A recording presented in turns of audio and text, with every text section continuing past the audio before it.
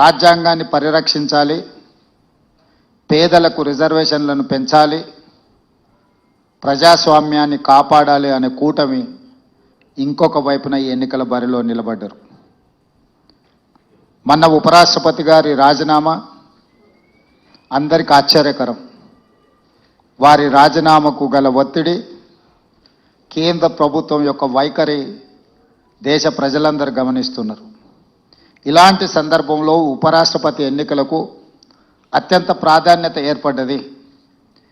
ఈరోజు జరుగుతున్న ఎన్నికల్లో ఒకే ఒక ఎజెండా, రాజ్యాంగాన్ని మార్చి రిజర్వేషన్లను రద్దు చేయాలనే ఎజెండాతో ఎన్డీఏ అభ్యర్థిని ముందులు పెడితే, రాజ్యాంగాన్ని పరిరక్షించడమే కాదు రిజర్వేషన్లను పెంచాలి, ప్రజాస్వామ్యాన్ని కాపాడాలి అని చెప్పి ఇండియా కూటమి ఈరోజు జస్టిస్ సుదర్శన్ రెడ్డి గారిని ఈ ఎన్నికల బరిలో దించిండ్రు. కొంతమంది మిత్రులు కొన్ని అంశాలు ప్రస్తావిస్తున్నారు. జస్టిస్ సుదర్శన్ రెడ్డి గారు నక్సలైట్లను, జాతీయ స్థాయి నాయకత్వం మాట్లాడుతుంది, ఇక్కడ ఉన్న వాళ్ళు చిన్న చిన్న కారణాలు ఎత్తుకుతున్నారు. నేను ఒకే సూచన చేస్తున్నా, ఎన్నికలు, రాజకీయాలు, వివాదాలు మనం ఎప్పుడైనా మాట్లాడుకోవచ్చు. మన తెలుగువాడు, మనవాడు, రాజ్యాంగ నిపుణుడికి ఒక అవకాశం వచ్చింది.